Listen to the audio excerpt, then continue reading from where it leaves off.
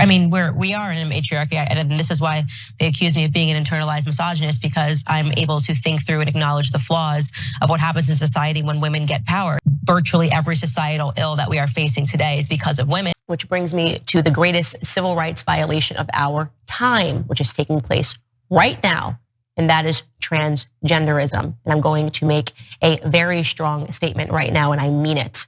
It is worse than Jim Crow laws, because we are mutilating the bodies of children. Hi, thoughts on the Confederate flag. I do not see a problem with people whose family members died fighting for that flag to be able to wave it high. It is historical, and the idea that your son or daughter went and marched in a war, people are just so stupid. They think they were fighting for slavery. Those people who fought were piss poor. They never had a slave a single day in their life. They fought for the South, and their sons signed up, went to war, and now they're told that even having the flag or having any pride for their dead relatives is something that is wrong and dirty and backwards and racist and associated with slavery. People are so ignorant about slavery and the numbers on slavery. I mean, the idea that everyone had slaves in the South is so stupid. It was the incredibly uber wealthy. People believing that everyone today had a yacht. I mean, it's just so, I'm just gonna stop ranting about it. The answer is people should be allowed to keep their Confederate flags and wave them because it represents an element of history. Well, first of all, we weren't wrong about anything. She made up a strongman argument that no one ever says.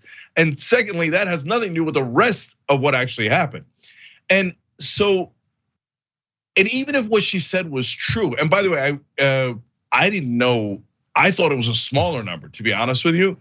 Those numbers that Michael just read us are amazing. 49% of white people in Mississippi owned slaves, or their families did. Wow, that is a much higher percentage than I thought. And the thought that the other 51% of Mississippians were just somehow opposed to slavery, that's just for those 49. These are people who were fighting for a way of life. It was how they made their money. It was how they kept their prices down. It was how they rented their land. It was how they raised their horses. Everything having to do with agrarian life in Mississippi was based on slavery, and that is why they fought the Civil War. And so, come on, that you think that it was, only a certain percentage owned slaves. All of them fought for the idea of having slaves, and as Jamel Bowie said there, they also fought for the aspirational part of owning slaves. I think that virtually every societal ill that we are facing today is because of women. And I think the greatest recent example of that is the Bud Light controversy, because I mean, trans people were just playing dress up as women, invaded every women's space, and women said, oh, but I feel bad because it's how he identifies at the inside, without thinking through the fact that you're quite literally disappearing yourselves, right? You're quite literally saying, I will cease existing before I let this grown man who's wearing a wig have a bad feeling. That's insane. That is a patently insane emotional conclusion to come through. Yeah. Then Dylan Mulvaney sipped one beer, and Kid Rock was out there with an AK, and Bud Light collapsed because men said absolutely not. And I give that example because women need to realize how backwards it is that it took men to stand up to say something was wrong when it was so obviously patently wrong. Yeah. Nobody cared for years until men stood up to it. She's touting Kid Rock and what a real man he is because he shot cans of Bud Light after the whole Bud Light Dylan Mulvaney brouhaha. Kid Rock is still serving Bud Light at his bar. So like, even that stupid culture war issue that she's pointing to throw women under the bus doesn't even make sense. And this is the kind of commentary that you should expect among the financially privileged. Because when you're making millions of dollars and spreading nonsense propaganda, the culture wars reign supreme. And all the injustices and economic flaws in our system don't matter. They don't touch her. They don't affect her. So she has no idea about what the majority of Americans are dealing with. She has the time to sit around and think about freaking Dylan Mulvaney for months and tie that story to the flaws in women. Again, it makes no sense. We have very real problems in this country. Same usual suspects are supporting it, the mainstream media. Look around you.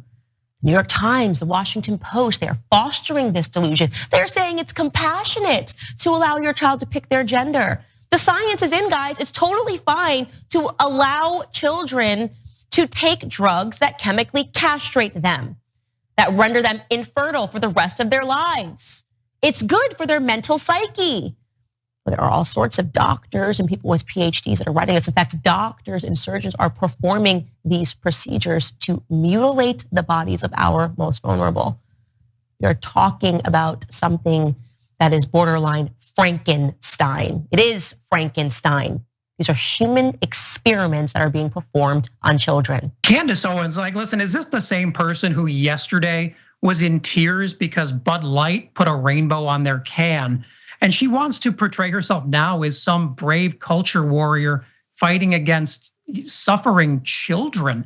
I mean, it's disgraceful. And the fact is, she is not in the presence of the violence this rhetoric creates.